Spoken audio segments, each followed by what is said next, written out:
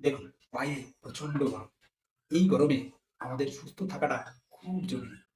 প্রতি বছর সানস্ট্রোকে বহু মানুষ প্রাণ হারায়। এই সানস্ট্রোক থেকে রক্ষা পেতে বা নিজেকে সুস্থ রাখতে এই প্রচন্ড গরমে কয়েকটা জিনিস একটু ফলো করুন।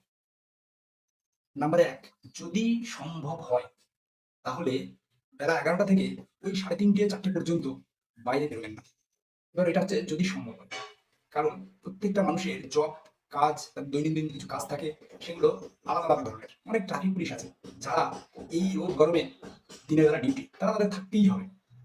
আবার যারা ক্ষেত খামারে কাজ করে, যারা কৃষি কাজ করে, তাদেরও বেরোতে হবে। তবে তাদের ক্ষেত্রে যদি সম্ভব হয় খুব ভোরে বেরিয়ে যান, ১১টা ১১:৩০ পর্যন্ত কাজ করুন, আবার ৪টের পরে যান, দিয়ে বেলা ৭টা পর্যন্ত কাজ করে আসুন। দেখুন, আপনি সুস্থ থাকলে তবে আপনার পরিবার সুস্থ থাকবে। তাই একটু নিয়ম মেনে চলার চেষ্টা করুন। এরপরে আসছি পোশাকে। যাদের বাইরে বেরোতেই হবে, তারা পোশাক খুব হালকা পরুন। কোনো ভারী কালারের পোশাক পরবেন না। যেমন ধরুন এই যে সাদা পোশাক, এইগুলো পরুন। এগুলো ওই রোদটাকে অ্যাবজর্ব করে না। কোনো টাইট ফিট পোশাক পরার কোনো দরকার নেই।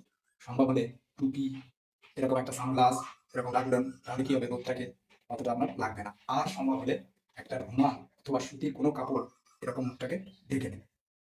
ঠিক আছে? এতে সরাসরি যে সূর্যের প্রভাবটা আপনার স্কিনে আসবে না। এইভাবে আপনি বেরোন। এটা আপনার জন্য সুস্থ থাকতে খুব সাহায্য করবে। এরপর আসছি, ধরুন আপনি বাইরে বেরোচ্ছেনই, আপনাকে বেরোতেই হবে। অবশ্যই একটা ছাতা সাথে রাখবেন। আর ব্যাগের মধ্যে অবশ্যই একটা জলের বোতল রাখবেন। সঙ্গে সম্ভব হলে একটা ওআরএস রাখবেন। দেখুন, এই গরমে আপনার শরীরকে জল দিতেই হবে। সাথে একটা ওআরএস রাখলে আপনার শরীরটা আরো বেশি সুস্থ থাকবে। এরপরে আসছি আমরা খাবারের বিষয়ে। খাবার খুব হালকা খাবেন। বাড়ির মা-বোনেদের বলব যে এই গরমে কোনো মশলা জাতীয় খাবার তৈরি করবেন না। খুব হালকা খাবার খান। বিশেষ করে এই দিনের বেলা এই মাংস, ডিম এগুলো থেকে যতটা সম্ভব কম করার চেষ্টা করুন।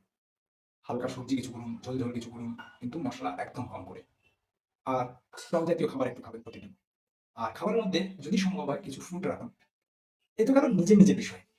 এরপরে আমাদের আরেকটা দায়িত্ব পালন করা খুব জরুরি, যেটা যার পক্ষে সম্ভব হবে তারা করবেন। বিশেষ করে শহর অঞ্চলের লোকেরা।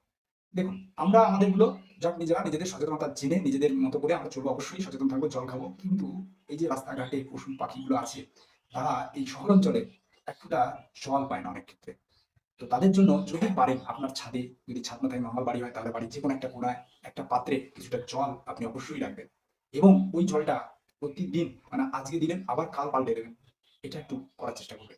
যাই হোক, সকলে নিজের ধ্যান রাখুন।